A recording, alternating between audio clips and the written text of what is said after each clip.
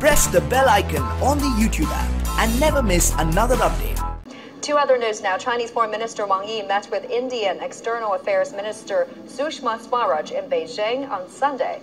Swaraj is on a 4-day visit to China. The Chinese Foreign Ministry believes the visit will enhance mutual political trust and promote the steady development of bilateral relations. The two countries are now working to reset ties strained by a 73-day military standoff on the China-India border last summer. Well, relations between China and India have been on the up this year.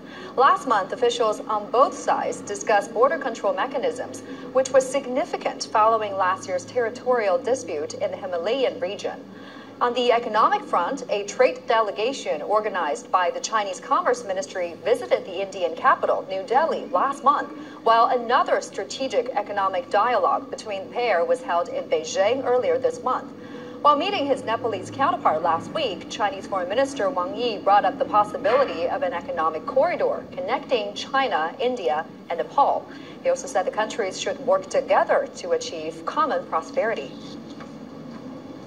Now we can talk to Dr. Lu Yang, Research Fellow in the Institute of the Belt and Road Initiative at Tsinghua University. Thank you for joining us. Now, the Chinese Foreign Ministry says there's huge potential for cooperation between the two countries. What do you think he means by that? Is the Belt and Road Initiative going to play a major part in that?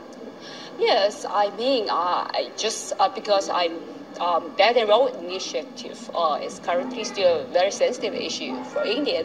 But anyway, just look at the size of the two giants, Asian giants, just in terms of population, in terms of their economic structures, and in terms of their both ancient countries, ancient civilizations. They have lots of in common.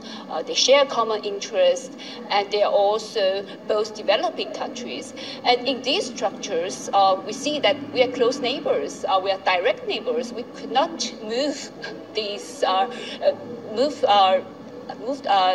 It, and I mean, this is something that it's not good to fight with our Well, neighbors. You said this initiative is quite sensitive for the Indians. Yes. Can you build on more on that, collaborate a little bit more? How do they see this? Why is it sensitive? I mean, we know that in there is a China-Pakistan economic corridor, and the Indians have different opinions on these. There's some difference on because in terms of their opinion, it's kind of violates their territorial integrities. But we have different opinions, of course, on this issue. But that doesn't mean a bad road initiative. It's a very large grant initiative, and it includes lots of projects. And CPEC, China-Pakistan Economic Corridor, is part of it. But we have also other things, other projects. We can talk to each other, and to start is something that we can have common grounds, and we can start with something easier to cooperate. And in Belt and Road Initiative, we also say that it's opened, we respect a mutual difference, and we want common consultations. Yeah, that is very important. Yes. And as we mentioned there, the two countries, their relations have been quite well starting this year so far, and they'd like to see this momentum being maintained. But of course, there are certain things that hindering this aspiration. Can you tell us more about this? Yeah, I mean, the most difficult issues is the border issues that it is evident are. So it started with 1962. So these border wars it seriously deteriorated the relationships at that time, and still have a strong impact in our relations today. And I mean, these things are border issues are very sensitive, but we should also look beyond border. There are different issues that we can see there's something common.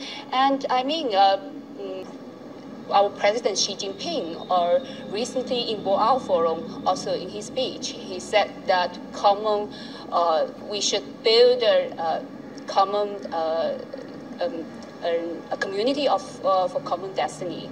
I mean, this is something that we are all Asian countries, and we can find common grounds, and we can start something easier. For example, economic and trade, we see this upswing recently, and we see like there are some soft tires, soft issues in both relations, like economic, like film, and like education.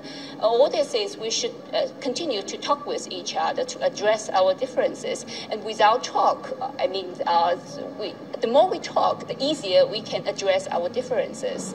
And in these things, I mean, our leaders are experienced enough and wise enough.